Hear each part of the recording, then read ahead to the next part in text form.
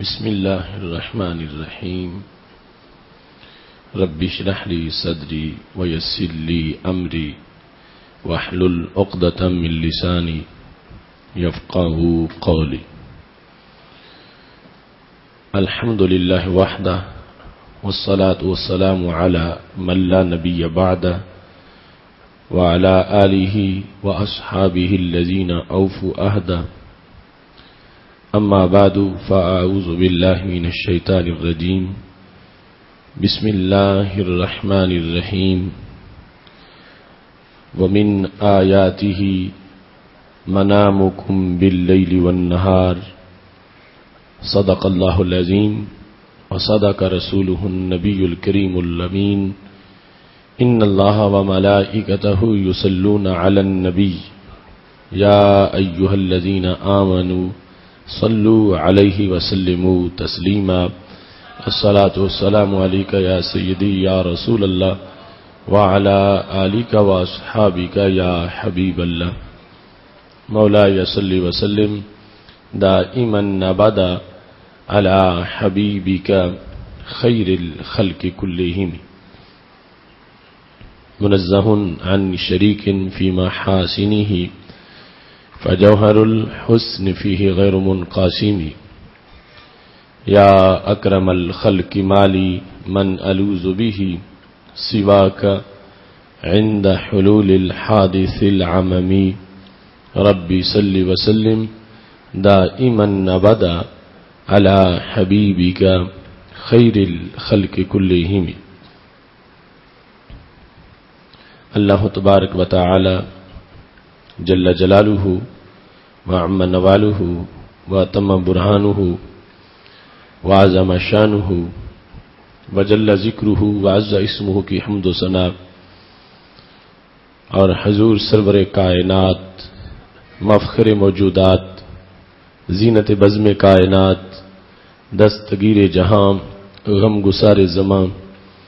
سید سربراں حامی بے قسم قائد المرسلین خاتم النبیین احمد مجتبی جناب محمد مصطفیٰ صلی اللہ علیہ وآلہ واصحابہ وبارک وسلم کے دربار گوہر بار میں ہدیہ درود و سلام عرض کرنے کے بعد وارثان منبر و محراب ارباب فکر و دانش نہایت ہی معزز و محتشم سامعین حضرات، رب ذوالجلال کے فضل اور توفیق سے ادارہ صراط مستقیم پاکستان کے زیر اہتمام 16ویں سالانہ فہم دین کورس کے موقع پر آج ہماری گفتگو کا موضوع ہے خواب کے شرعی احکام. میری دعا ہے خالق کائنات جل جلالہ ہم سب کو قرآن و سنت کا فہم عطا فرمائے اور اس کے مطابق اپنی زندگی بسر کرنے کی توفیق عطا فرمائے. رب ذوالجلال نے چونکہ اسلام کو ایک جامع دین قرار دیا ہے تو اس میں انسان کی ہر حالت کی رہنمائی کی گئی ہے. انسان کی ولادت سے لے کر وفات تک کے تمام احکام بیان کیے گئے ہیں، بلکہ ولادت سے پہلے سے لے کر بعد از وصال تدفین اور وراثت کے احکام اور دیگر جو معاملات ہیں اور قبر کے سوالات اور جوابات، ان تمام چیزوں کی اس دین نے وضاحت کی ہے.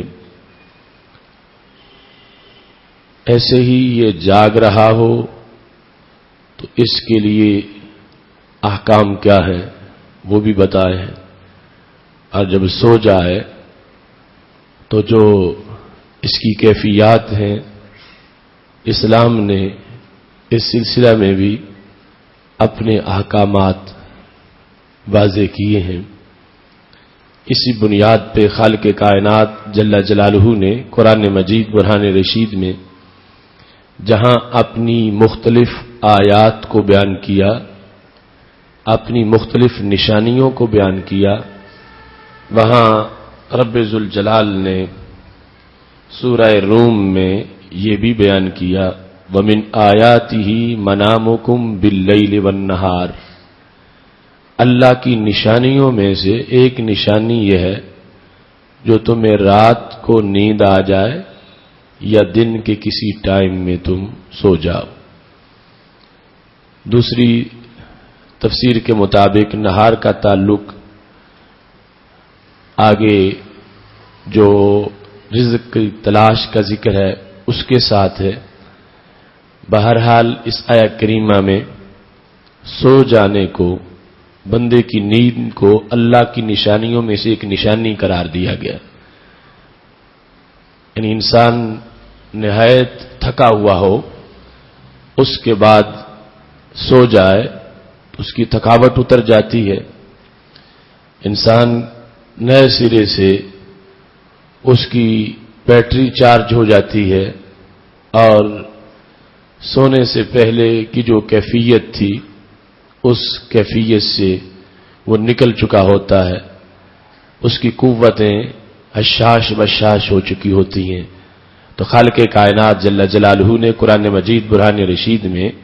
جہاں اپنی قدرت کے مختلف منظر بیان کیے اور اپنی ذات کی مختلف صفات کو بیان کیا اور اپنی مختلف آیات کو بیان کیا، انسان کو دعوت دی کہ وہ کائنات کو دیکھے، وہ زمین و آسمان کو دیکھے، وہ شمس و قمر کو دیکھے، وہ رات کے آنے اور دن کے جانے کو دیکھے، تو وہاں اسے یہ بھی دعوت دی گئی کہ وہ انسان اپنی ذات میں بھی غور کرے، وفی انفسکم افلا تبصرون، اس کی مختلف نشانیوں کا مشاہدہ تم اپنے وجود میں بھی کر سکتے ہو۔ تو اسی کا ایک حصہ یہ ہے کہ یہاں پر خالق کائنات جل جلالہ نے انسان کی جو مختلف حرکات و سکنات ہیں اور مختلف حالتیں ہیں ان میں فرمایا یہ تمہارا سو جانا، اس کو بھی اللہ نے اپنی نشانیوں میں سے ایک نشانی قرار دیا ہے کہ کیسے اس نیند سے انسان کی تھکاوٹ دور ہوتی ہے اور اس کی قوتیں برقرار بحال اور حشاش بشاش ہوتی ہیں۔ ان کیفیات میں جو حالت نیند کی صورت ہے اس کو آیت جو کہا گیا تو اس میں ایک شعبہ خواب کا ہے کہ جب انسان سو رہا ہوتا ہے اور اس کو حالت نیند میں مختلف چیزیں نظر آتی ہیں اور جن کے قریب وہ سویا ہوا ہے وہ اس کا پیکر اپنے قریب دیکھ رہے ہیں، لیکن وہ اپنے خواب میں کہیں سے کہیں پہنچا ہوا ہے۔ یہ جامع مفہوم ہے اس نیند کے آیت ہونے کا، یعنی ایک طرف تو جو اولین مقصد ہے رب ذوالجلال کا وہ اس ماحول میں کفار مکہ کا جو عقیدہ تھا کہ نہ ہمیں اٹھایا جائے گا نہ حساب ہوگا، بس یہ صرف دنیا کی زندگی ہے، تو اللہ نے باس بعد الموت کا مطلب سمجھانے کے لیے فرمایا تم نیند پر ہی غور کر لو، جیسے سو کے پھر اٹھتے ہو ایسے ہی موت آئے گی اور اللہ دوبارہ زندہ کرے گا، چونکہ نیند نصف موت ہے اور اس کے بعد اللہ تبارک و تعالی کے پاس انسان کی روح وقت نیند پہنچی ہوتی ہے اور وہ پھر اللہ کی اجازت سے واپس لوٹتی ہے تو انسان کو بیداری ہوتی ہے۔ اس وقت روح رب کے دربار میں بھی ہے اور اس کا تعلق بدن سے بھی ہے، کچھ قوتیں معطل ہو گئی ہیں لیکن نظام تنفس برقرار ہے، تو اللہ کی طرف سے روح واپس مکمل جس وقت پلٹتی ہے تب انسان کی آنکھ کھلتی ہے، وہ بیدار ہوتا ہے، ورنہ اسے جاگ نہیں آ سکتی جب تک کہ روح کی واپسی اللہ تعالی کی طرف سے نہ ہو۔ تو اس نیند کو بہت بڑا ایک اللہ کے فضل کا مظہر اور اس کی قدرت کی نشانی قرار دیا گیا، اور اسے موت اور حیات کے درمیان برزخ قرار دیا گیا۔ دو چیزوں کے درمیان برزخ وہ چیز ہوتی ہے کہ جس میں دونوں والی تھوڑی تھوڑی صفتیں موجود ہوں۔ تو یہ نیند حیات اور موت کے درمیان برزخ ہے، اس میں کچھ صفات حیات کی ہیں اور کچھ صفات موت کی ہیں۔ تو نیند کے اندر رب ذوالجلال کی طرف سے پھر یہ سلسلہ خوابوں کا ہے کہ جس کو حدیث صحیح میں سید عالم نور مجسم شفیع معظم صلی اللہ علیہ وسلم نے بیان کیا، اور امام ابن سیرین نے ان تمام احادیث کو سامنے رکھتے ہوئے خواب کے مختلف قسم کے اقسام بیان کیے۔ خواب کی تعبیر کو بیان کرنا یہ اصل انبیاء کرام علیہ السلام کا شعبہ ہے، جس طرح کہ حضرت یوسف علیہ السلام کے سامنے خواب آئے، آپ نے ان کی تعبیر بیان کی، اور اس کے بعد سید عالم نور مجسم شفیع معظم صلی اللہ علیہ وسلم باقاعدہ نماز فجر کے بعد صحابہ کرام علیہم رضوان یہ ذکر کرتے ہیں، کان النبی صلی اللہ علیہ وسلم اذا صلی اقبل علینا بوجہہ،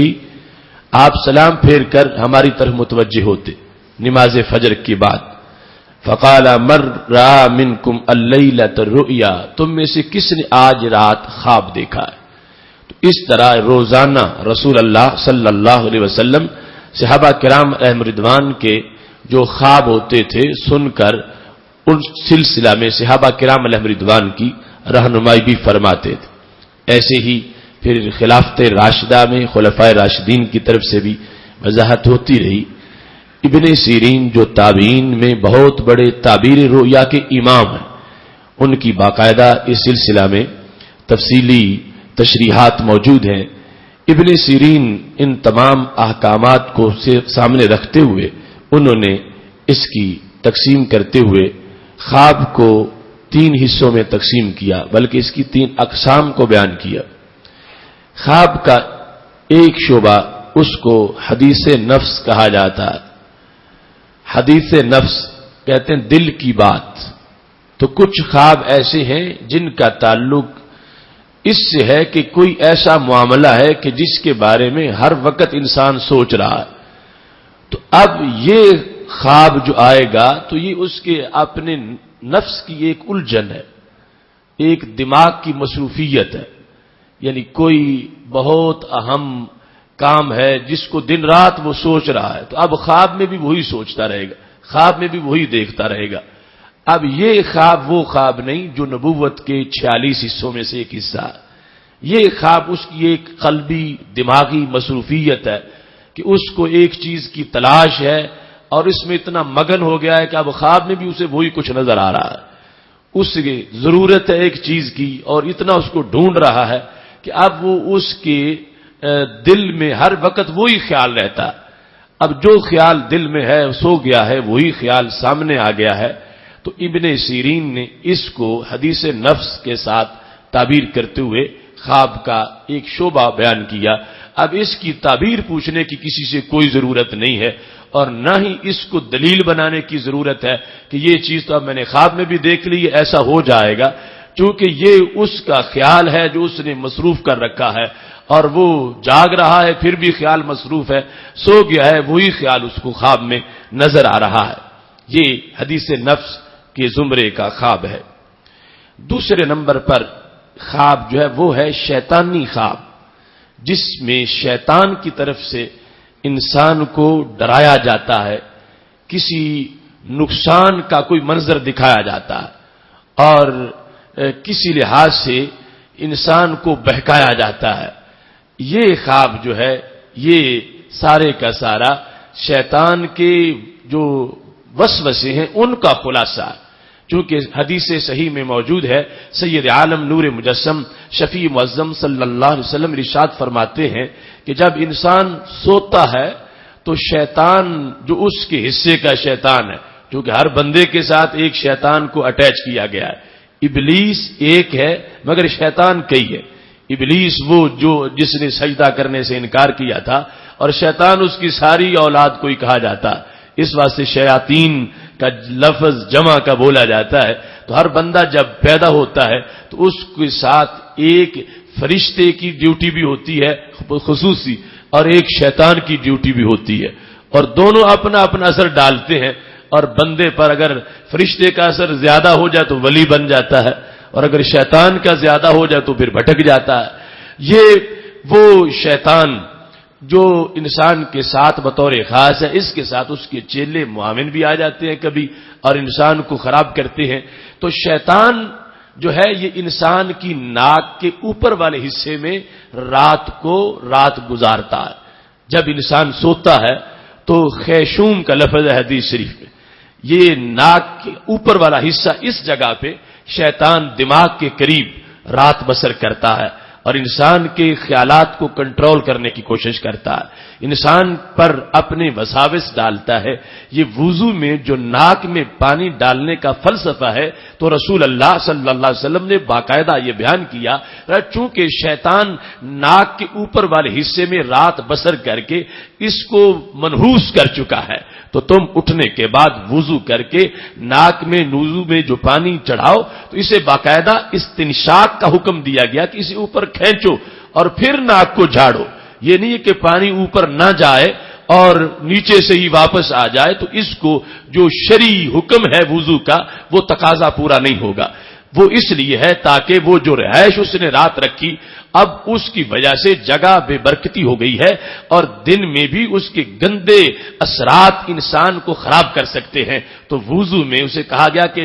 اپنے ناک میں پانی ڈال کے اسے کھینچو اوپر اور پھر وہ باہر نکالو تاکہ اس جگہ کو غسل مل جائے اور انسان جو ہے اس کو تقدس کی خوشبو آنے لگے. ایسے ہی دن میں بھی وہ اگر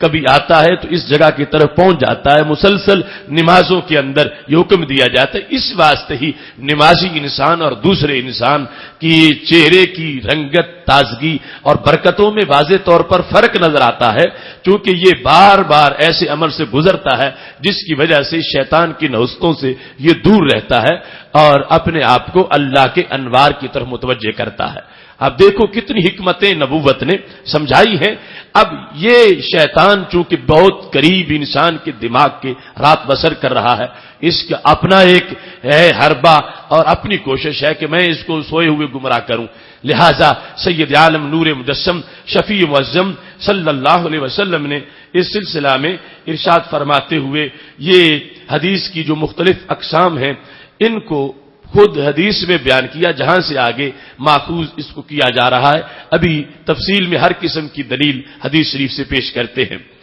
تیسرا خواب کا وہ شعبہ ہے بشرا من اللہ، جو اللہ سے بشارت ہوتی ہے. یہ خواب اللہ سے ایک بشارت ہے انسان کے لیے. اب دیکھو کتنا فرق ہے. ایک وہ ہے جو انسان کے اپنی الجھن، مصروفیت اور اپنا شوق ہے اور کسی بات میں دن رات لگا ہوا، اسے خواب میں بھی وہی نظر آ رہا.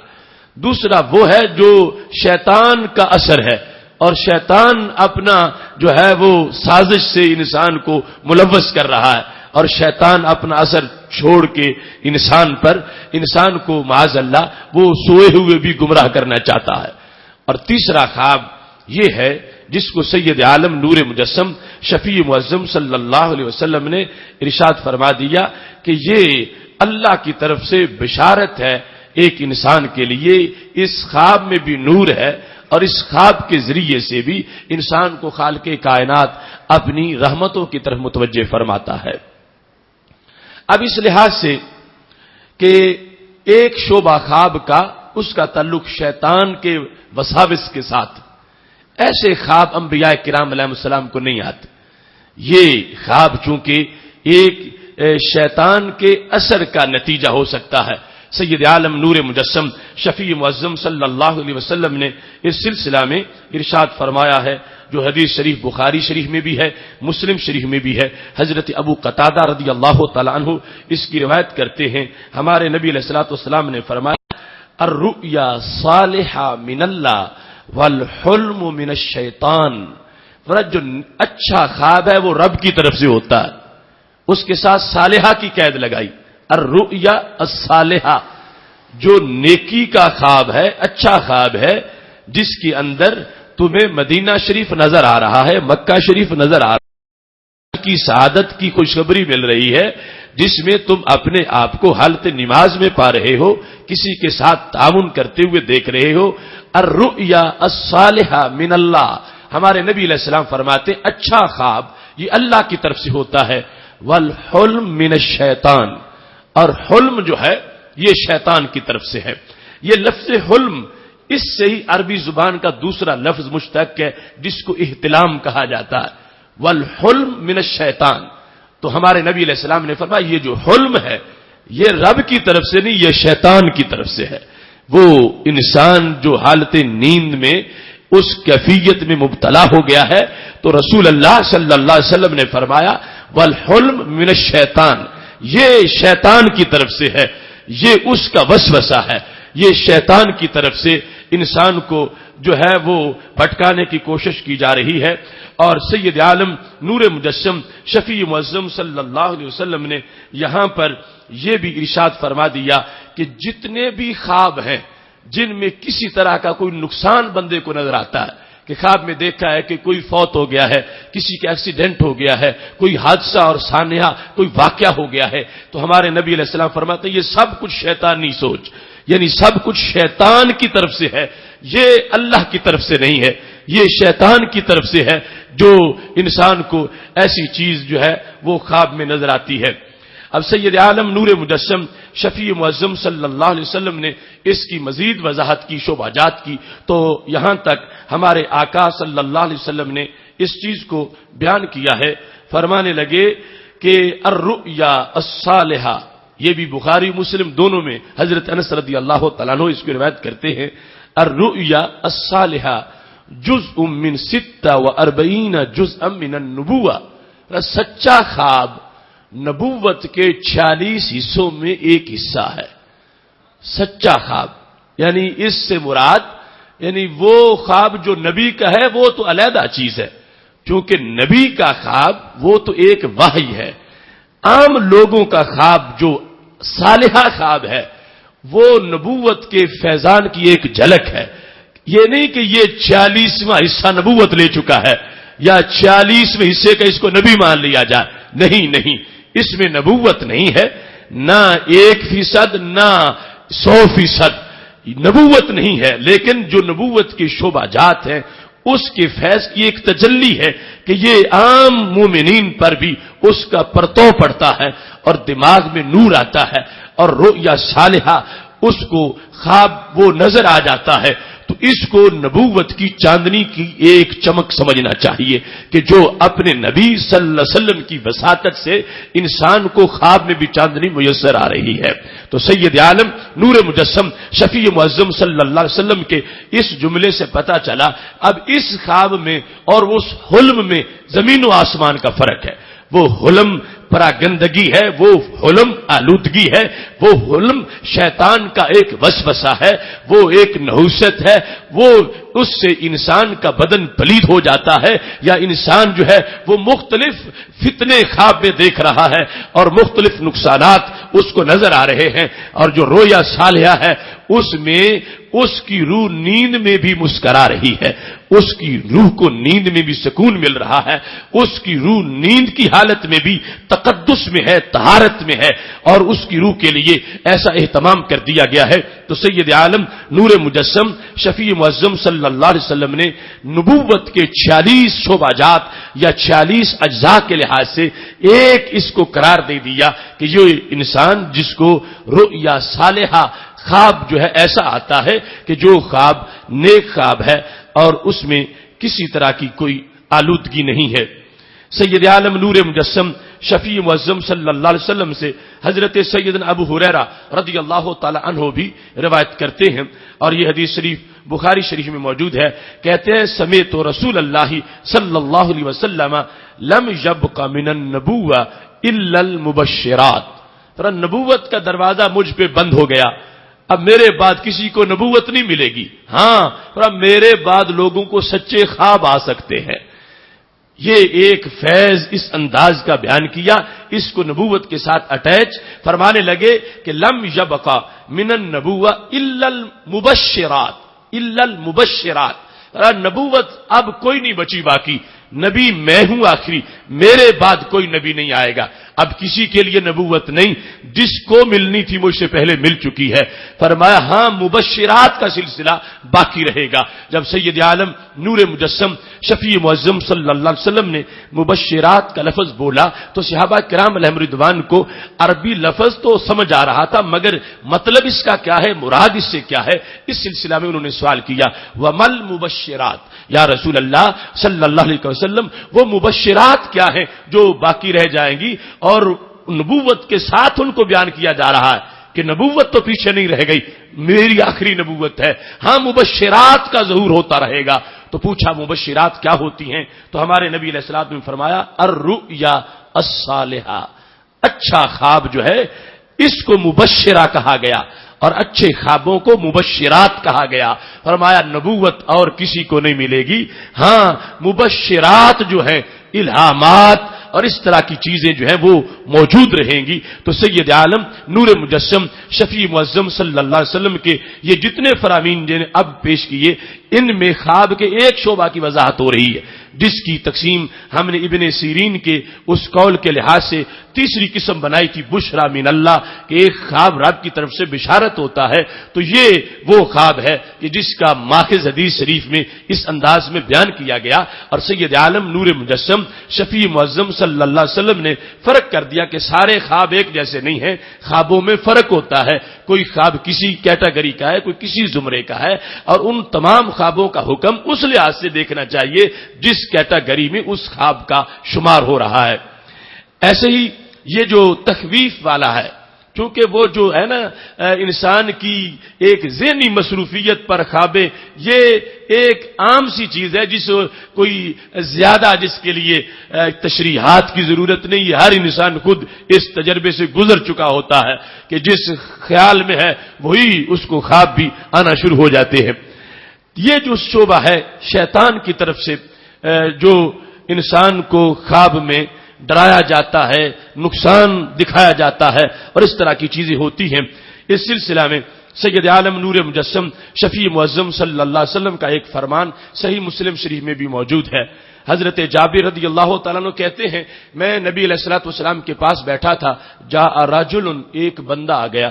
اس نے رسول اللہ صلی اللہ علیہ وسلم سے یہ پوچھا، رأیت فی المنام، میں نے خواب میں دیکھا ہے،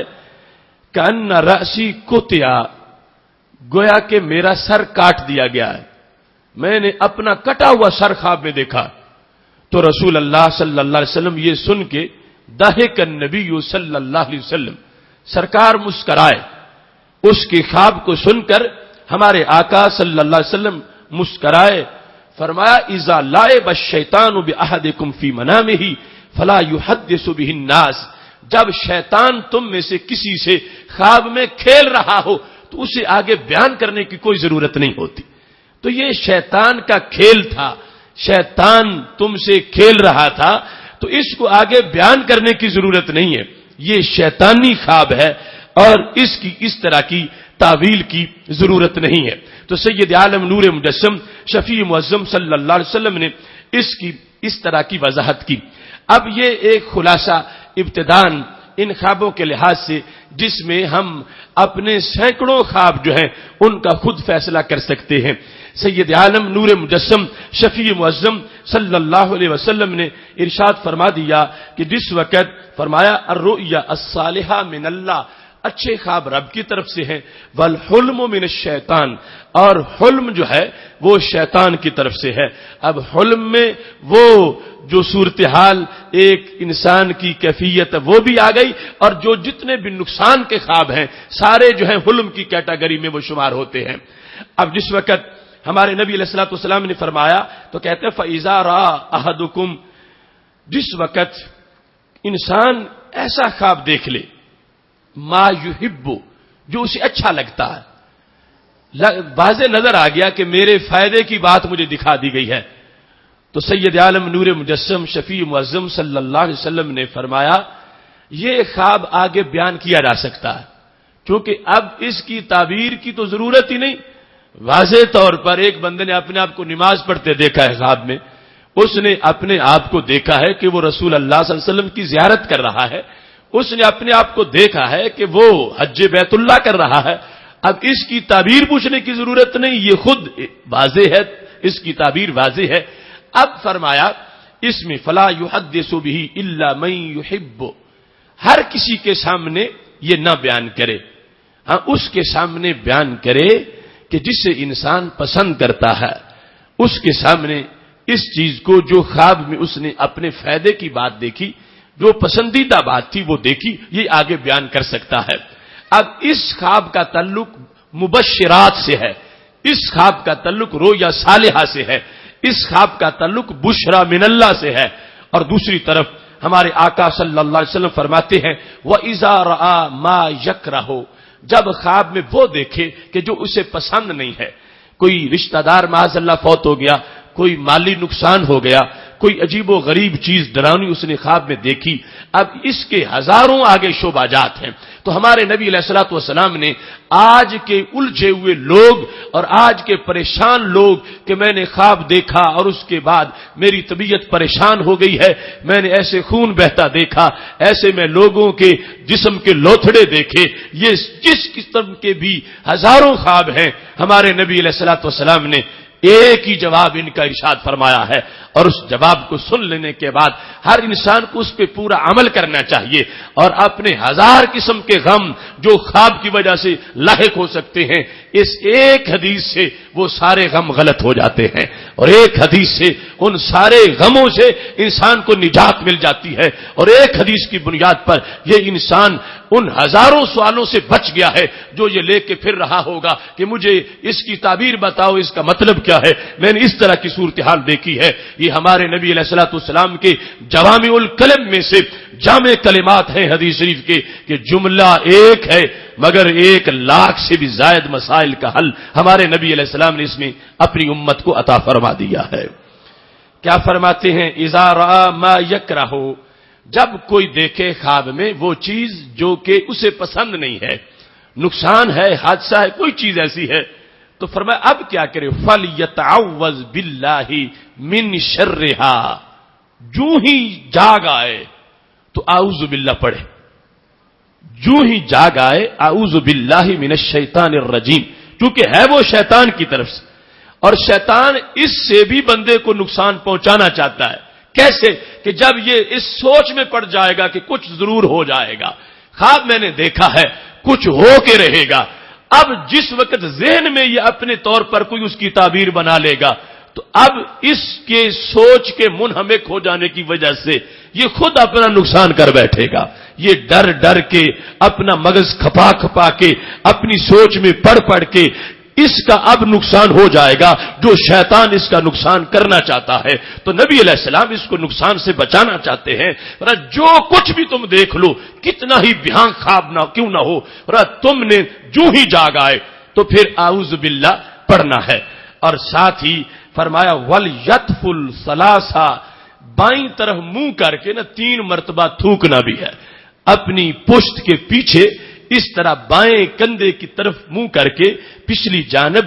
3 مرتبہ تھوکنا ہے، تو یہ تھوک شیطان پہ پڑے گا کہ جو تمہیں اس نقصان میں ملوث کرنا چاہتا ہے اور جو تمہیں اس نقصان کی طرف تمہارے دماغ کو لگانا چاہتا ہے، یہ تم نے ایسے کرنا ہے اور اعوذ باللہ پڑھنا ہے۔ اور پھر فرمایا فلا یحدث بها احدا، کسی کو یہ خواب نہیں بتانا،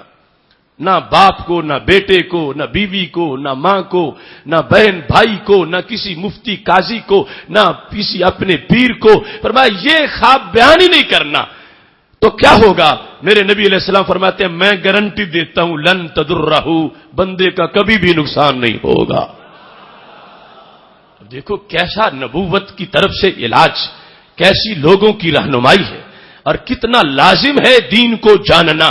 اپنی بہتری کے لیے کتنا لازم ہے اس دین کو پڑھنا اور کتنا ضروری ہے شریعت کو جاننا اور کتنا لازم ہے دین کا فہم، اب سب کچھ تو بیان کر دیا گیا ہمارے لیے، سب کچھ کتابوں میں موجود ہے، وہ کتابیں الماریوں میں بند ہیں اور ان کا علم جو ہے وہ لوگوں کے اذہان سے دور پڑا ہے۔ یہی تحریک ہے ادارہ صراط مستقیم پاکستان کی کہ وہ علم جو کتابوں کے پیٹ میں ہے اس کو مجمع عام میں لوگوں کے سامنے پیش کر دیا جائے۔ اب ہر انسان جو ہے محتاج ہے اس حدیث کا، اس درس کا، خواب کے ان احکام کا۔ کون ہے جسے خواب نہ آتا ہو، اور خواب آئے اور انسان اپنی آنکھوں کے سامنے دیکھ رہا ہو اتنا خون بہ گیا ہے، ایسے حادثہ ہو گیا ہے، ایسے فلاں کاٹا گیا ہے، مارا گیا ہے، بھونا گیا ہے، یہ دیکھ کر یقیناً وہ پریشان ہوگا۔ لیکن نبی علیہ الصلوۃ والسلام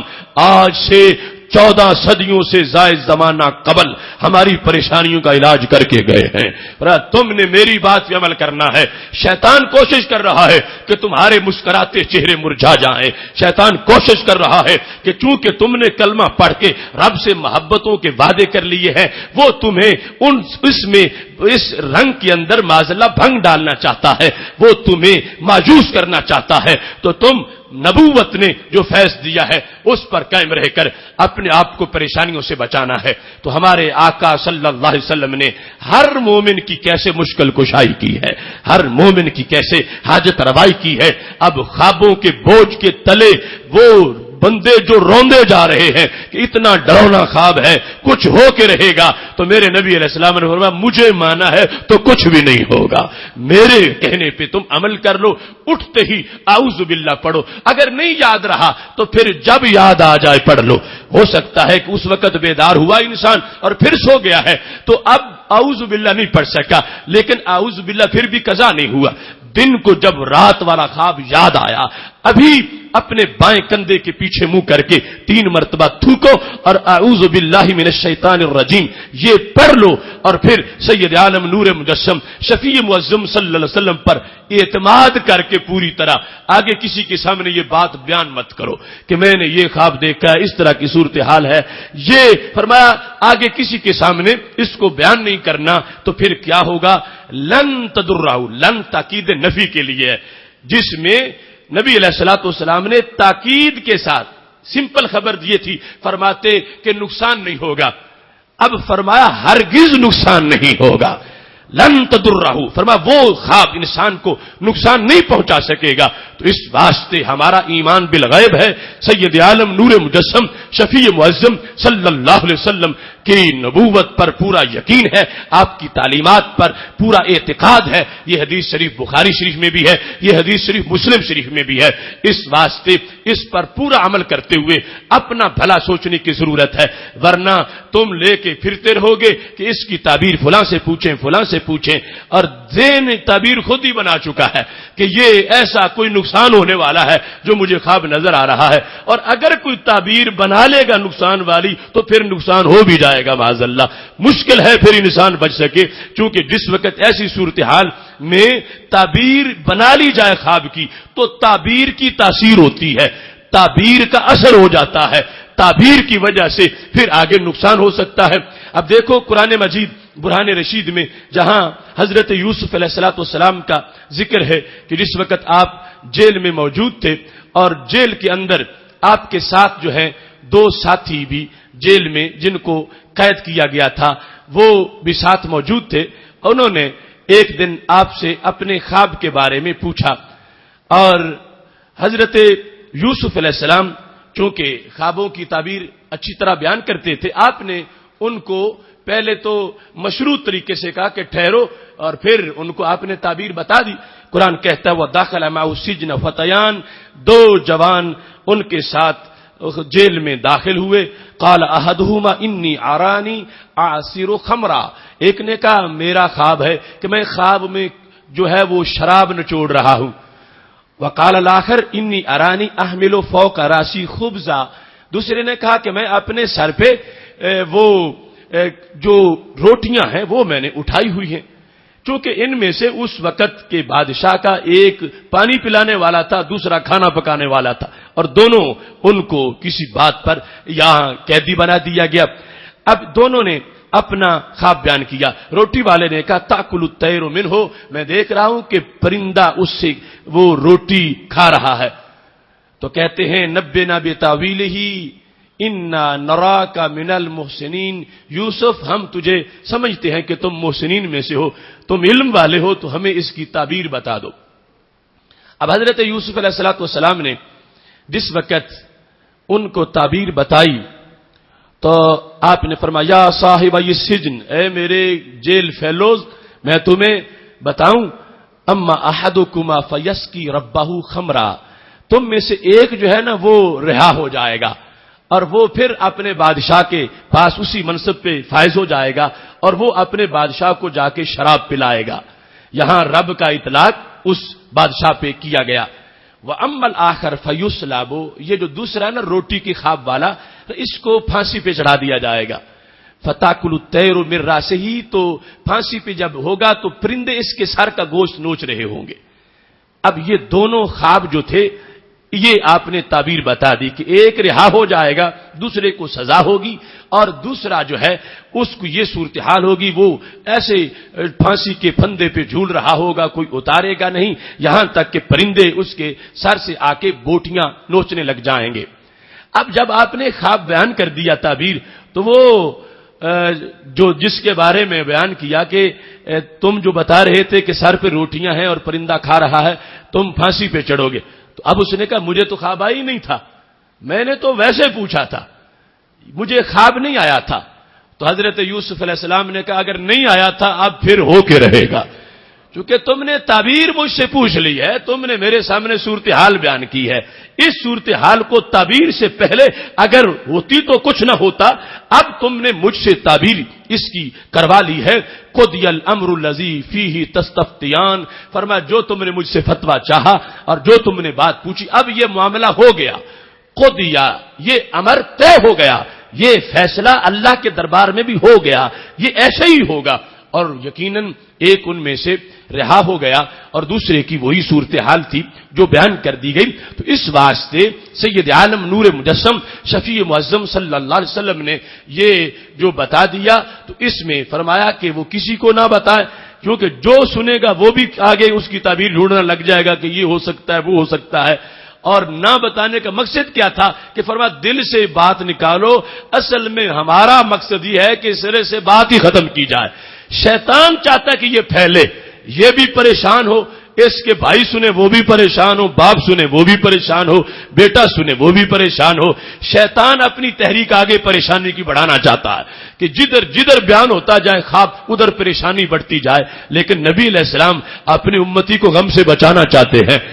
تجھے یہ شیطان نے دکھائی اور تیرا معاملہ اب تیرے تک ہی رہنا چاہیے، سوچنا تو نے بھی نہیں کہ یہ نقصان ہوگا اور آگے بتانا بھی کسی کو نہیں، اور تو اس شیطان پر، چونکہ ہمارے آقا صلی اللہ علیہ وسلم کو جو رب نے طریقے بتائے ہیں شیطان کو دھتکارنے کے، وہ سب سے جامع طریقے ہیں۔ اب اس بنیاد پر شاید ایٹم بم سے بھی شیطان کو وہ تکلیف نہ ہو جو 3 مرتبہ تھوکنے سے اسے تکلیف پہنچے گی۔ تو سید عالم نور مجسم شفیع معظم صلی اللہ علیہ وسلم نے فرما دیا میرے بتانے کے مطابق تم نے اس طرح بائیں طرف جو ہے وہ منہ کر کے تھوکنا ہے اور اعوذ باللہ من الشیطان الرجیم یہ پڑھ دینا ہے۔ تو میرے محبوب علیہ الصلوۃ والسلام فرمانے لگے لن تضرہ، یہ خواب کبھی بھی اسے نقصان نہیں پہنچائے گا۔ اس واسطے جس نے سن لیا، تمام حضرات و خواتین اس حدیث شریف پر مکمل اعتماد کرتے ہوئے اپنے معاملات میں جب بھی کوئی ایسی صورتحال پیدا ہو جائے تو اس پر مکمل عمل ہونا چاہیے، اور یہ ضمانت ہے ہمارے لیے ہمارے آقا صلی اللہ علیہ وسلم کی کہ انشاءاللہ اس میں کسی طرح کا کوئی نقصان نہیں ہوگا اور انسان جو ہے وہ اس نقصان سے اللہ کے فضل سے محفوظ رہے گا۔ یہاں پر سید عالم نور مجسم شفیع معظم صلی اللہ علیہ وسلم کی طرف سے خواب کے تعبیر کے طریقے بھی ظاہر کیے گئے کہ جو مثلا نقصان والا خواب نہیں ہے، اس میں کوئی ویسے واقعہ نظر آتا ہے، کوئی صورتحال ہے، تو اس کے لحاظ سے کیسے کرائن سے مسئلہ حل کیا جا سکتا ہے اور اس خواب میں رہنمائی کی جا سکتی ہے۔ چونکہ اب یہاں پر تعبیر کا پتہ چل جائے تو اچھی بات ہے، نہ پتہ چلا تعبیر نقصان تو نہیں ہوگا، اور دوسرے معاملے میں زیادہ ضرورت تھی. تو یہ ہمارے آقا صلی اللہ علیہ وسلم کا فیض ہے کہ آپ نے ان ہزاروں کے لیے ایک ہی حدیث میں حل پیش کر دیا کہ اب ان کی نہ تعبیر پوچھو، نہ کسی سے ذکر کرو، اور نہ پریشانی اور درد سر لاحق کرو اپنے آپ کو. اس میں مطمئن رہو کہ جب نبی علیہ الصلوۃ والسلام نے فرما دیا ہے تو اس میں کسی طرح کوئی نقصان بھی نہیں ہوگا. باقی سید عالم نور مجسم شفیع معظم صلی اللہ علیہ وسلم نے قرائن سے خواب کی تعبیر بیان کرنے کا طریقہ بتایا. قرآن مجید برہان رشید میں بھی موجود ہے کہ یہ جو دو ساتھی تھے جنہوں نے خواب کی تعبیر پوچھی تھی، تو حضرت یوسف علیہ السلام نے ان میں سے جو ایک تھا جس کے بارے میں بتا دیا تھا کہ وہ رہا ہو جائے گا، اسے آپ نے کہا کہ بادشاہ کے پاس کبھی موقع بنے تو میرا ذکر کرنا کہ یہ کیا مجھ پہ ظلم و ستم کیا جا رہا ہے. اور وہ جو اس وقت کی صورتحال تھی، جو اس عہد میں عورتوں کی طرف سے حملے کا خطرہ تھا، دعا خود مانگ رہی تھی کہ اے اللہ مجھ سے میرے لیے قید بہتر ہے کہ میں ان میں موجود رہوں، مجھے تو جیل میں ڈال دے. اب بادشاہ کی طرف پیغام بھیج دیا اور وہ دوست جس کو کہا تھا جو رہا ہو گیا وہ جا کے بھول گیا. لیکن پھر موقع ایسا بنا کہ بادشاہ کو خواب آ گیا. بادشاہ کو جب خواب آیا تو اس نے جو اپنے درباری رکھے ہوئے تھے خواب بتانے والے خوابوں کی تعبیر، انہوں نے چونکہ انسان کو جو علم نہ آتا ہو تو بہت کم لوگ ہیں جو اعتراف کرنے کہ مجھے نہیں آتا، اور بہت ایسے ہیں جو معاملہ ایسا ہوتا ہے ناچ نہ جانے آنگن ٹیڑھا والا کہ وہ آگے اس چیز کے ہی انکار کر دیتے ہیں. جس وقت بادشاہ نے اپنے ان درباریوں سے یہ پوچھا کہ مجھے ایک خواب آیا ہے، اور خواب کا ذکر قرآن مجید برہان رشید میں موجود ہے، اس بادشاہ نے اپنے دربار والوں سے یہ کہا قال الملک انی ارا سبع بقرات سمان، میں نے خواب میں دیکھا ہے کہ 7 گائے ہیں اور وہ موٹی تازی ہیں، یاکلہن سبع عجاف، اور ان 7 موٹی تازی گائے کو 7 دبلی پتلی گائے کھا رہی ہیں. یہ میں نے خواب میں دیکھا ہے. تو ایسے ہی 7 سنبلات خضر، میں نے 7 خوشے سبز دیکھے ہیں، وہ اخرى یابسات، اور 7 ہی میں نے جو خشک دیکھے ہیں. تو اس بارے میں یا ایھا المالو افتونی فی رؤیا، یہ جو میرا خواب ہے اس کا حل مجھے بتاؤ کہ یہ کیا ہے. ان کنتم للرؤیا تعبرون، اگر تمہیں خواب کی تعبیر کا پتہ ہے تو یہ مجھے بتاؤ. یعنی کافی دیر سے تنخواہیں لے رہے ہو میرے دربار میں تو مجھے خواب آ گیا ہے، اس خواب کی اگر تم باقی تعبیر جانتے ہو تو بتا دو. قالوا اضغاث احلام، انہوں نے کہا یہ خواب ہے ہی نہیں صحیح، یہ خواب ہی صحیح نہیں، یہ تو پریشان خواب ہے. مطلب کیا کہ جواب نہیں آیا تو خواب میں عیب نکال دیا. حالانکہ خواب تو خواب ہے، اس میں جو ہے وہ اس کے آگے تقاضے کیا ہونے چاہیے کہ خواب اس طرح کا ہوتا تو پھر ہم بتاتے. وہ کہنے لگے اضغاث احلام، یہ تو پریشان خواب ہیں اور ایسے خوابوں کی تعبیر ہم نہیں بیان کرتے، کوئی صحیح خواب بیان کرو تو پھر ہم تعبیر بیان کریں گے. اب بادشاہ کے دربار میں جب یہ معاملہ ہوا، وقال الذی نجا منہما وادکر بعد امہ انا انبئکم بتاویلہ، وہ جو جیل سے رہا ہو کے آیا ہوا تھا بادشاہ کے پاس، اس نے کہا یہ تعبیر میں پوچھ کے آتا ہوں، ایک بندہ میں نے دیکھا ہوا ہے وہ تعبیریں بہت اچھی بیان کرتا ہے. تو بادشاہ سے اجازت لے کے حضرت یوسف علیہ السلام کے پاس یہ تعبیر پوچھنے چلا گیا. کہتا یوسف ایھا الصدیق، اے یوسف، اے میرے دوست، افتنا فی 7 بقرات سیمان، ایک خواب کی تعبیر بتاؤ. 7 موٹی تازی گائے، ان کو 7 دبلی پتلی گائے کھاتی ہیں، اور ایسے ہی 7 سرسبز و شاداب گچھے، ان کو 7 خشک گچھے ان کے ساتھ ہیں. یہ صورتحال میں نے دیکھی، اور اس انداز میں کہ یہ مطلوب ہے، پورے ماحول میں بات پھیل چکی ہے بادشاہ کے اس خواب کی، اور ہمیں اس کا حل مطلوب ہے تاکہ لعلی ارجو الی الناس لعلہم یعلمون، میں جا کے لوگوں کو بتاؤں تو تشویش ختم ہو جائے سوسائٹی میں کہ یہ خواب جو بادشاہ کو آیا ہے تو اس کا مطلب کیا ہے. تو حضرت یوسف علیہ السلام نے کہا تزرعون 7 سنین دأبا، فرمایا تم لگاتار 7 سال جو ہے وہ کھیتی کاشت کرو گے مسلسل. تو فما حصدتم فذروه فی سنبلہ، تو جب کاٹ لو تو دانوں کو خوشوں میں ہی رہنے دو، ایسے یہ ہوگا، الا قلیلا، کچھ کھانے کے لیے نکال لو، باقی دانے خوشوں میں ہی رہیں۔ پھر ثم یاتی من بعد ذلک سبع شداد، پھر 7 سال آئیں گے دوسرے۔ پہلے جو 7 سال ہے نا، ان میں خوشحالی ہوگی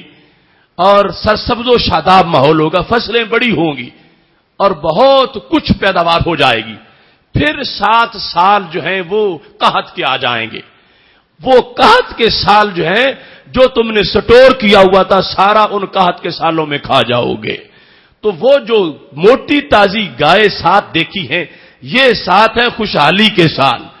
اور وہ جو دبلی گائے ہے اور موٹی گائے کو وہ دبلی گائے 7 کھا رہی ہیں، یہ 7 ہیں قحط کے سال، کہ جن میں بارشیں نہیں ہوں گی، بڑے سخت سال ہوں گے، کوئی پیداوار نہیں ہوگی، اور جو سٹور کیا ہوا تھا پہلے وہ سارے کا سارا تم اس میں کھا جاؤ گے، بس تھوڑا ہے جو بچ جائے۔ تو ایسے ہی فرمایا یہ ہے وہ جو تم نے سبز خوشہ دیکھا اور وہ جو تم نے خشک سٹے دیکھے، یہ صورتحال ہے کہ 7 سال خوشحالی کے ہیں، اس کے بعد تمہیں 7 سال جو ہے وہ قحط کے دیکھنے پڑ جائیں گے، اور ان 7 سالوں کے لیے تمہیں یہ نصیحت کر رہا ہوں کہ وہ جو پہلے خوشحالی ہے اس میں سٹور کر لینا، تاکہ قحط کے دنوں میں تمہارا گزارا ہوتا رہے۔ یہ جو خوشحالی کے زمانے کا سٹور کیا ہوا قحط کے زمانے میں کھایا جائے گا، یہ رب نے بادشاہ کو خواب میں دکھا دیا ہے کہ وہ پتلی دبلی گائے جو ہے وہ موٹی گائے کو کھا رہی ہے۔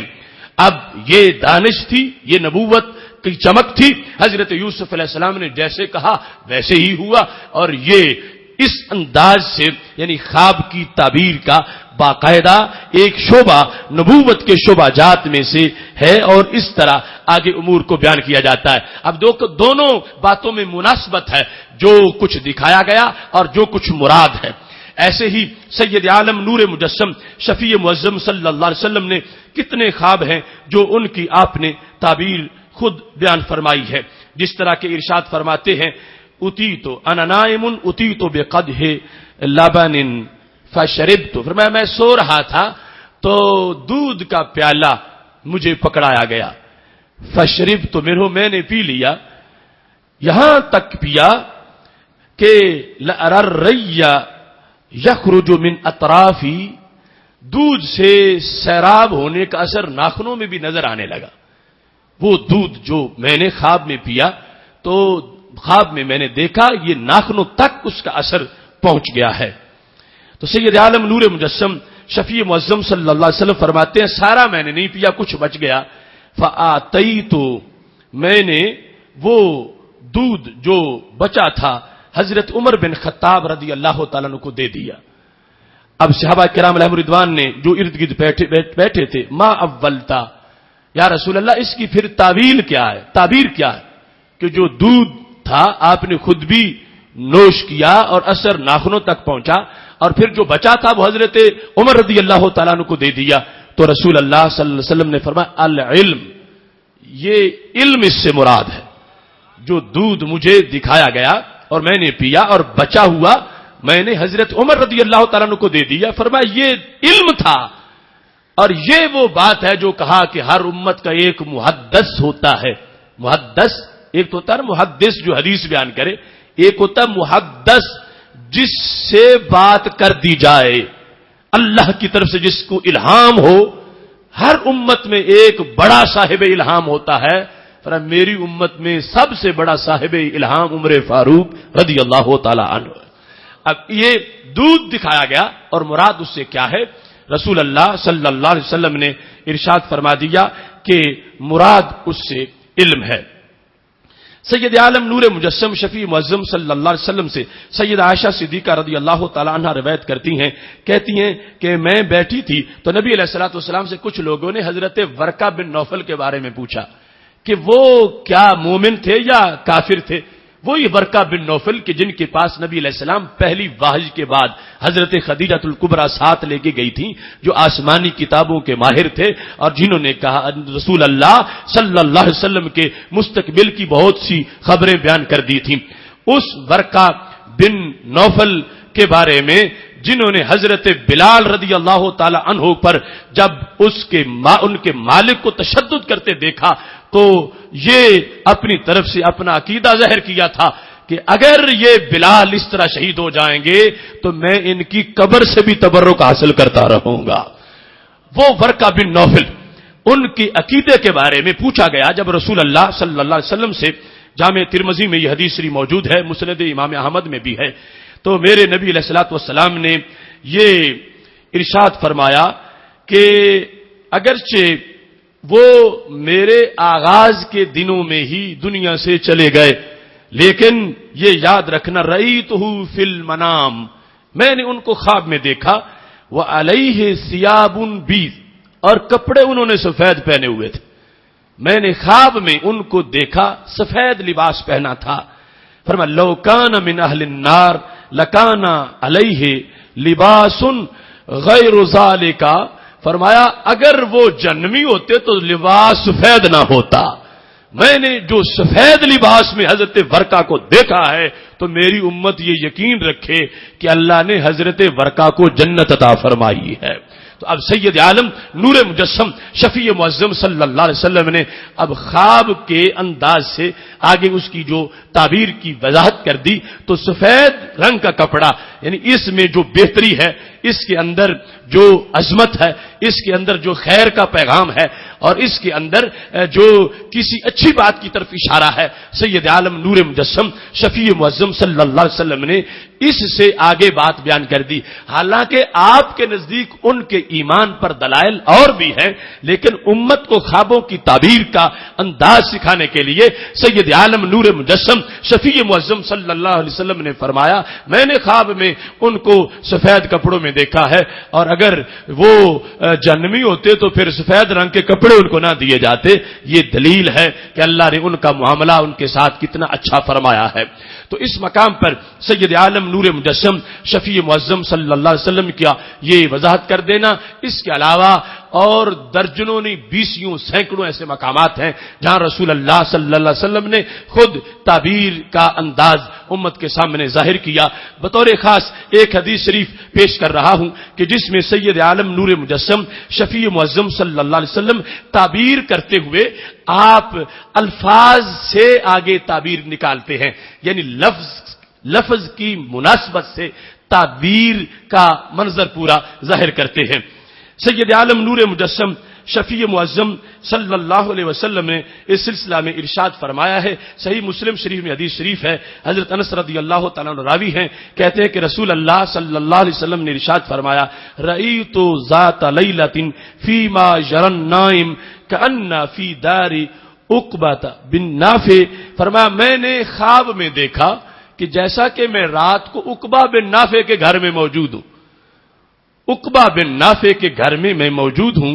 فَأُتِينَا بِرُطَبٍ مِّن رُطَبِ ابن طاب، فرمایا میرے پاس ابن طاب کی کھجوروں میں سے کچھ کھجوریں لائی گئیں، تمر چھہارے ہوتے ہیں یہ ترک کھجوریں،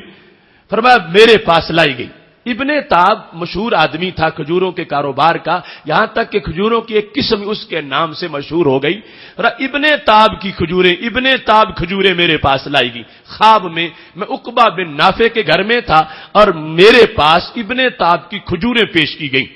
اب سید عالم نور مجسم شفیع معظم صلی اللہ علیہ وسلم نے خود اس کی تعویل بیان کرتے ہوئے اول تو میں نے اس کی تعویل کیا بیان کی، فرمایا ان الرفعۃ لنا فی الدنیا، کہ دنیا میں عظمت ہماری ہے، ان الرفعۃ لنا یعنی میری اور میرے غلاموں کی، اس امت کی عظمت دنیا میں ہے۔ پھر والعاقبۃ فی الآخرہ، دنیا میں بلندی ہے اور آخرت میں اچھی عاقبت ہے، دنیا میں بھی عزت رہے گی، آخرت میں بھی بلندی رہے گی۔ اور پھر وَإِنَّ دِينَنَا قَدْ طَابَ، میں نے یہ تعویل نکال لی اس کی کہ میرا دین کامل ہو کے رہے گا، یعنی کامل ویسے تو ہے ہی پہلے دن سے، آگے دنیا پر پھیلنے کے لحاظ سے، یہاں تک کہ کوئی مٹی کا گھر، کوئی پکی کوٹھی، کوئی جھونپڑی بھی باقی نہیں رہے گی جہاں یہ دین داخل نہ ہو جائے۔ ہر طرف داخل ہو جائے گا۔ تو سید عالم نور مجسم شفیع معظم صلی اللہ علیہ وسلم نے 3 لفظ بولے، ایک رفت، دوسرا عاقبت اور تیسرا طابہ۔ رفت دنیا میں، عاقبت جو ہے وہ آخرت میں اچھی عاقبت، والعاقبۃ للمتقین، اچھی عاقبت، اور پھر قد طابہ، دین جو ہے میرا یہ مکمل ہو کے رہے گا اور دین کو بڑا عروج ملے گا۔ اب یہ تعویل رسول اللہ صلی اللہ علیہ وسلم نے جو لفظ بولے ہیں ان سے اخذ کی ہے۔ لفظ کیا ہے؟ فرمایا میں نے دیکھا اپنے آپ کو کس جگہ، عقبہ بن رافع کے گھر میں، تو رافع کا جو لفظ ہے نا، رافع، اس سے رفت کا لفظ نکال لیا،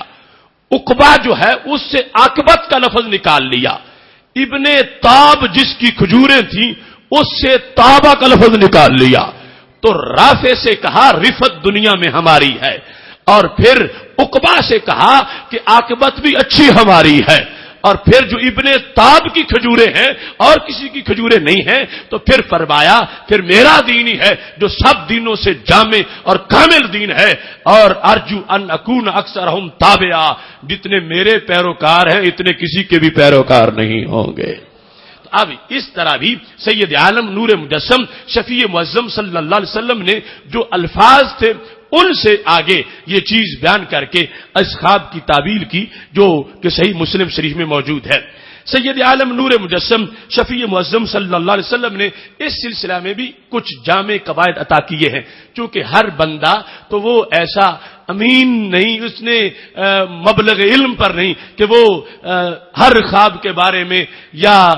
اکثر اسے ایسی حیثیت حاصل ہو کو بیان کر سکے، لیکن کچھ چیزیں جو بالعموم امت کے لیے بیان کر دی، کوئی چھوٹا ہے، بڑا ہے، عالم ہے، جاہل ہے، اس کے لیے بیان کر دیا جائے اس کو، تاکہ اس کے لیے ریلیف ہو اس معاملے میں کہ جیسے وہ نقصان کے خوابوں کے لحاظ سے ایک جامع چیز بیان کر دی، ایسے ہی دوسرے معاملے میں بھی سید عالم نور مجسم شفیع معظم صلی اللہ علیہ وسلم نے کچھ اوقات ایسے بیان کر دیے کہ جن اوقات کے اندر آئے ہوئے خواب کو فرمایا وہ سچا خواب ہوتا ہے، اور کچھ لوگوں کی علامتیں بیان کر دی کہ ان کو آیا ہوا خواب سچا خواب ہوتا ہے، تاکہ اس سلسلہ میں بھی اس انداز کی کچھ باتیں لوگوں کے سامنے آ جائیں جس میں وہ کسی کے محتاج نہ رہیں، اور اس چیز کو اپنے سامنے رکھتے ہوئے اپنے بارے میں وہ خود ہی اپنے اچھے فیصلے کو سمجھ سکے۔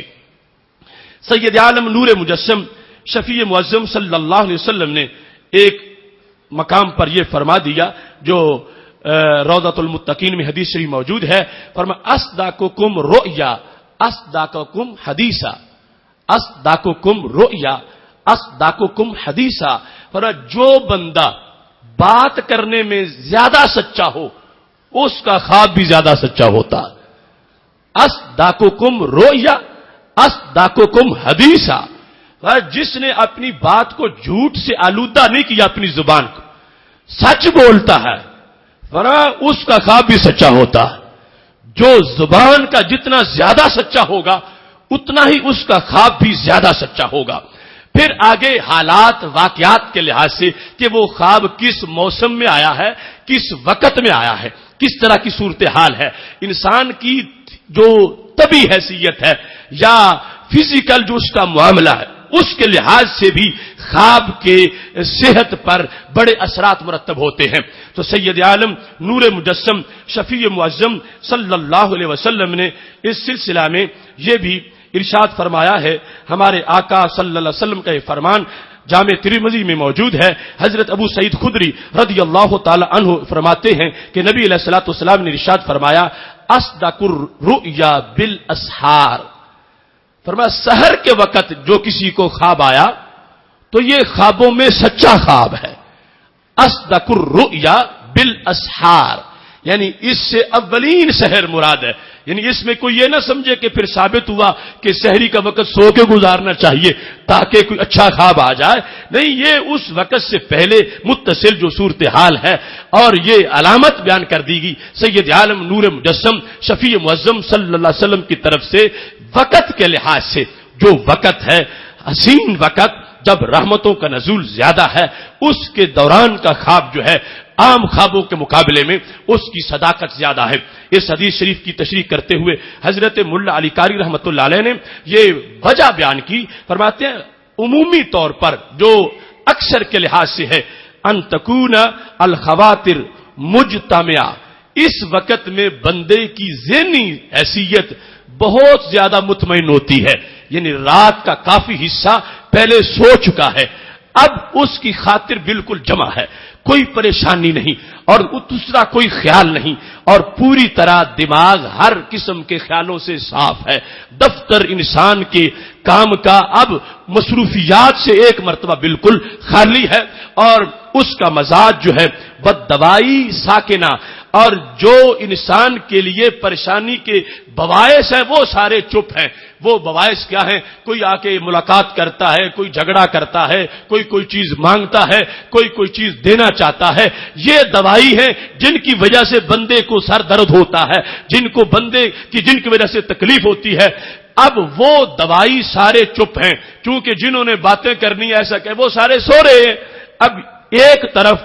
اپنے آپ کے لحاظ سے ذہن فریش ہو چکا ہے، اور دوسری طرف جو ذہن کو تھکن جن وجہ سے ہونی ہے وہ وجوہات ابھی ساری پائی نہیں گئی، تو بیچ یہ وقت سحر کا آ گیا ہے۔ تو اس انداز میں انہوں نے اس چیز کو بیان کیا۔ تیسری وجہ یہ ہے کہ معدہ خالی ہے۔ جس وقت انسان کا معدہ بھرا ہوا ہوتا ہے تو یہ ایک طبی طور پر انسان کا معاملہ ہے کہ جس وقت انسان کا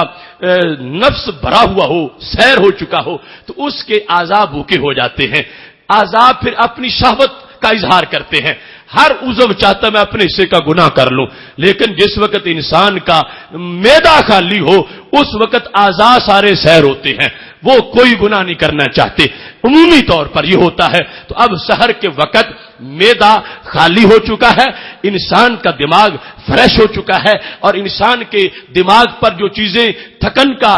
سبب بنتی ہیں وہ ساری چیزیں اب دور ہو چکی ہیں۔ اور ادھر وقت کیسا ہے؟ نزول ملائکہ کا وقت ہے، اور یہ صلاۃ مشہودہ کا ٹائم ہے۔ اس وقت جو خواب آ گیا تو سید عالم نور مجسم شفیع معظم صلی اللہ علیہ وسلم نے فرما دیا کہ یہ اوقات میں سے 24 گھنٹوں میں سے جس وقت کا خواب زیادہ سچا ہو سکتا ہے وہ یہ ہے جو سحر کے وقت آغاز طلوع صبح صادق سے پہلے، وہ جس وقت وہ صبح کاذب وہ پھوٹتی ہے، اس کے ساتھ کا متصل کا وقت جس میں یہ اپنے پروگرام میں شہر میں اٹھنا بھی چاہتا ہے، اور یہ خواب اس کو اس وقت آیا اور یہ پھر اٹھ گیا۔ یہ وقت سید عالم نور مجسم شفیع معظم صلی اللہ علیہ وسلم نے 24 گھنٹوں کے لحاظ سے سب سے عمدہ وقت خواب کی صداقت کے لیے بیان کیا۔ ایسے ہی سید عالم نور مجسم شفیع معظم صلی اللہ علیہ وسلم نے موسم کے لحاظ سے بھی ایک وقت ایسا بیان کیا جس میں خواب سچے زیادہ ہوتے ہیں۔ ہمارے آقا صلی اللہ علیہ وسلم کا یہ فرمان ہے، فرمانے لگے اذا اقترب الزمان لم تکد تکذب رؤیا المومن، جس وقت زمانہ قریب ہو جائے تو مومن کا خواب جھوٹا نہیں ہوتا۔ اذا اقترب الزمان لم تکد تکذب رؤیا المومن، جس وقت زمانہ قریب ہو جائے تو مومن کا خواب جھوٹا نہیں ہوتا۔ اب زمانہ قریب ہو جائے اس کے دو معنی، ایک معنی یہ ہے زمانہ قریب ہونے کا قرب قیامت، قرب قیامت میں جا کر فرمایا ایسی صورتحال ہو جائے گی کہ جب علم کے نشان مٹ جائیں گے، جب جہالت زیادہ آ جائے گی، جب فتنے ہی فتنے بڑھ جائیں گے تو اس وقت مومن سے خوابوں کے ذریعے سے بھی تعاون کر دیا جائے گا۔ اس وقت کی بات ہو رہی ہے، لیکن جو اولین معنی اس کا جو اکثر محدثین نے لیا وہ یہ معنی ہے کہ جس وقت صورتحال ایسی ہو کہ رات اور دن کا ٹائم آپس میں برابر ہو جائے، اذا اقترب الزمان، جب 12 گھنٹے کی رات ہو اور 12 گھنٹے کا دن ہو، 12 گھنٹے کی رات اور 12 گھنٹے کا دن، وہ وقت ربیع، وہ موسم بہار، سید عالم نور مجسم شفیع معظم صلی اللہ علیہ وسلم نے فرمایا ایسے موسم میں قریب نہیں کہ مومن کا خواب جھوٹا ہو جائے، مومن کا خواب جو ہے وہ سچا خواب ہوگا۔ اب موسم کے لحاظ سے بھی سید عالم نور مجسم شفیع معظم صلی اللہ علیہ وسلم نے اس چیز کو واضح کر دیا۔ کیوں؟ اس واسطے کہ طب اور میڈیکل کے لحاظ سے یہ وقت جو ہے اس میں انسان کی طبیعت جتنی فٹ اور مناسب ہوتی ہے اتنے دوسرے موسموں میں نہیں ہوتی. چونکہ انسان کے اندر 4 خلتیں ہیں، اس میں اس کے لحاظ سے پھر رطوبت ہے، یبوست ہے، حرارت ہے، برودت ہے، گرمی، سردی اور خشکی، تری. طبی امور کے لحاظ سے رسول اللہ صلی اللہ علیہ وسلم چونکہ ہر طرح کا علم رکھتے ہیں اور ہر علم میں ساری کائنات سے کہیں زیادہ جانتے ہیں، تو سید عالم نور مجسم شفیع معظم صلی اللہ علیہ وسلم نے موسم کے لحاظ سے بھی اس چیز کو واضح فرما دیا. اب ان چیزوں کو سن کے آپ اس چیز کا تصور تو کرو کہ ہمارے نبی علیہ السلام کو ہماری بہتری کتنی مطلوب ہے اور کتنا دین اسلام روشن اور جامع ہے اور کتنا اس دین کے دامن میں اللہ نے نور رکھا ہے. لوگوں کے گھڑے ہوئے دین، لوگوں کے بنائے ہوئے ضابطے اور لوگوں کے تراشے ہوئے مذہب، ان کی حیثیت اس دین کے مقابلے میں کیا ہو سکتی ہے کہ جو دین انسان جاگ رہا ہو پھر بھی رہنمائی کرتا ہے، انسان سو رہا ہو پھر بھی رہنمائی کرنے والا ہے. سید عالم نور مجسم شفیع معظم صلی اللہ علیہ وسلم کے فرامین اس سلسلہ میں بیش بہا موجود ہیں. چونکہ وقت مختصر ہے، اپنی بات کو سمیٹتے ہوئے آخری بات اس موضوع کی لازمی کرتے ہوئے اپنی گفتگو کو سمیٹتا ہوں. اب یہ جو چیزیں بیان ہوئی، کوئی شخص اس میں اپنے زورے بازو سے کہے کہ چونکہ سحر کے وقت خواب سچا ہوتا ہے لہذا میں کوشش کرتا ہوں آج مجھے خواب آ جائے، وہ کہے کہ چونکہ بہار کے موسم کا خواب سچا ہوتا ہے لہذا میں بہار میں اپنے اوپر خواب لے آؤں، تو یہ انسان کے بس کی بات نہیں ہے. اس سلسلہ میں اگر تھوڑی سی بھی کوتاہی ہو گئی تو اس کا بہت بڑا خمیازہ انسان کو بھگتنا پڑے گا. ہمارے آقا صلی اللہ علیہ وسلم نے یہ ارشاد فرمایا. آج یہ بھی ہے نا، کوئی لوگ جھوٹے خواب بنا کے بیان کر دیتے ہیں، اپنے مختلف مقاصد ہوتے ہیں اور سمجھتا ہے میں نے خواب جھوٹا بیان کر دیا، میں نے کوئی ویسے تو جھوٹ نہیں بولا، اگر ویسے بولتا تو شاید جرم تھا اور خواب میں نے بیان کر دیا، خواب تو خیال ہوتا ہے. تو اس سلسلہ میں سید عالم نور مجسم شفیع معظم صلی اللہ علیہ وسلم کا یہ فرمان صحیح بخاری شریف میں موجود ہے. حضرت عبداللہ بن عمر رضی اللہ تعالی عنہ روایت کرتے ہیں کہ آپ نے ارشاد فرمایا ان من افر الفرا، سارے بہتانوں سے بڑا بہتان اور سارے جھوٹوں سے بڑا جھوٹ کون سا ہے؟ این یرج الرجل عینیہ ما لم تریا، کہ بندہ اپنی آنکھوں کو وہ دکھائے جو نہیں دیکھا ہوا. مطلب کیا ہے کہ بغیر دیکھے خواب بیان کرے. پر سب جھوٹوں سے بڑا جھوٹا وہ انسان ہے اور سب جھوٹوں میں بڑا جھوٹ یہ ہے، سب جو افترا ہے ان میں سے بڑا افترا یہ ہے کہ انسان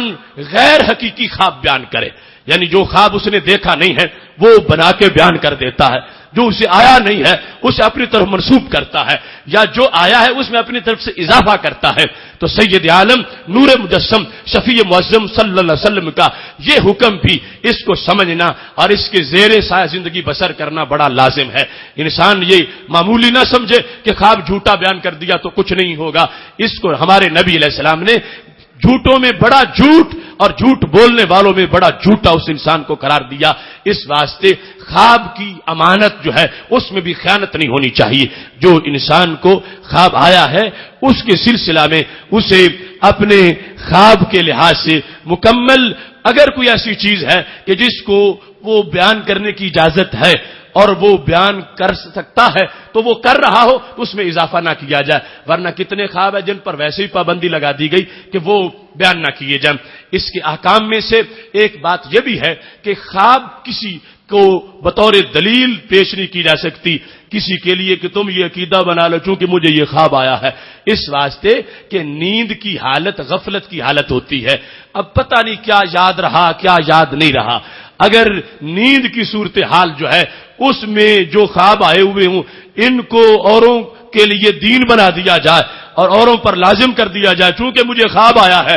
اس واسطے تم بھی ایسا کرو، تو یہ کسی انسان کے لیے جائز نہیں ہے کہ وہ اپنے خوابوں کا دوسروں کو پیروکار بنائے. صرف نبی کا خواب ہے جس کو وحی کہا جاتا ہے. اب وہاں غفلت نہیں ہوتی، کیوں؟ وہ فرما چکے ہیں ہمارے آقا صلی اللہ علیہ وسلم تنام عینایا ولا ینام قلبی، میری آنکھیں سوتی ہیں دل میرا جاگتا رہتا ہے. فرمایا ایسے ہی صرف میں نہیں، سارے نبیوں کی یہ شان ہے، سارے نبی جو ہیں ان کی آنکھیں سوتی ہیں ان کا دل جاگتا رہتا ہے. تو اس واسطے جو نبی کا خواب ہے وہ شرعی دلیل ہے، اور جو دوسرے خواب ہیں ان میں اپنی حیثیت کے مطابق بندہ اپنے بارے میں کچھ سوچ سکتا ہے، وہ بھی مشروط طریقے پر، مگر کسی کا خواب ایسا نہیں کہ اس کا دوسروں کو مکلف کر دیا جائے اور دوسروں کے لیے اس کو بطور دلیل کے سامنے رکھ دیا جائے کہ چونکہ تمہارے فلاں کو یہ خواب آ چکا ہے اب تم اس خواب کی پیروی کرو، چونکہ اس میں خطرے ہیں، خدشے ہیں۔ یہی وہ سازش تھی جب قادیانی جیسے لوگوں نے آگے دین متین میں رکھنے ڈالنے کی کوشش کی۔ اگر کسی کا خواب اس کی کوئی شرعی حیثیت بن جائے تو کتنے لوگ ہیں جو کہیں گے مجھے تو خواب آ گیا کہ نماز پڑھنی جائز ہی نہیں، مجھے خواب آ گیا ہے کہ تمہارے لیے صرف 27 روزے ہیں، مجھے یہ خواب آ گیا ہے کہ تمہارے لیے یہ ہے۔ تو اس واسطے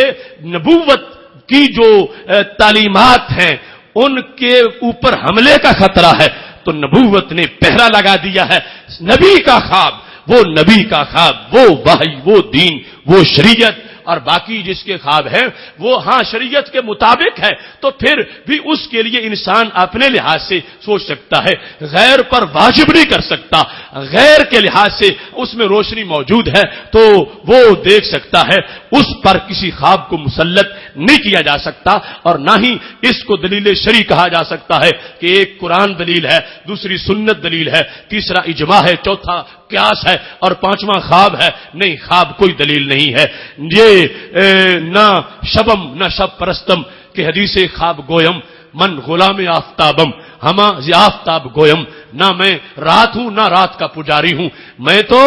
ایک روشن آفتاب کا غلام ہوں اور ساری بات روشن خطاب اور روشن آفتاب کی کرتا ہوں۔ اس واسطے یہ پکا قانون ہے کہ اگر کسی کا خواب شرعی تقاضوں کے خلاف ہے تو اس کو بیان کرنا بھی حرام ہے، ناجائز ہے، اور اس کو اپنے دیے عمل کے لیے رکھنا یا غیروں پر اس کو مسلط کرنا یہ کسی طرح بھی جائز نہیں ہے۔ اس واسطے کہ وہ خواب انبیاء کرام علیہ السلام کا خواب ہے کہ جس کو دین متین میں باقاعدہ دلیل قرار دیا گیا ہے، اور جیسے جاگتے ہوئے وہ جو کہے ماننا لازم ہے، ایسے ہی سوئے ہوئے انہیں جو کچھ نظر آئے اسے ماننا بھی لازم ہے۔ یہی وہ ادائے محبت تھی جب حضرت اسماعیل علیہ السلام حضرت ابراہیم علیہ السلام کے خواب پر ہی ذبح ہونے کو تیار ہو گئے تھے، اور حضرت ابراہیم علیہ السلام خواب پر ہی اپنے بچے کو ذبح کرنے کے لیے تیار ہو گئے تھے، کیونکہ وہ معاملہ نبوت کا معاملہ ہے۔ عام کسی کے لیے یہ جائز نہیں، کوئی کہ مجھے خواب آیا ہے اپنا بچہ ذبح کر دو، آج کسی نے بچہ پکڑ کے ایسا کرنے کی کوشش کی تو وہ دین متین سے باہر نکل جائے گا، حرام کا ارتکاب ہوگا۔ اس واسطے کہ نبوت کا خواب اور ہے اور لوگوں کا خواب اور ہے، اور پھر جو خواب ہے ان کے لیے شریعت نے ضابطہ بنا رکھا ہے، اس کے مطابق ہی خواب جو ہیں ان کے لحاظ سے آگے ان پر عمل کیا جا سکتا ہے۔ یہ ایک ابتدائی سبق تھا خواب کے بارے میں، اور اس میں ہماری دنیا کی زندگی میں ہمارے لیے بہت کچھ موجود ہے، اسے پیش نظر رکھنا چاہیے، اسے سن کے یاد کر کے آگے پھیلانا چاہیے۔ میری دعا ہے ہم سب کو رب ذوالجلال اپنے حفظ و امان میں رکھے۔ وآخر دعوانا ان الحمد للہ رب العالمین۔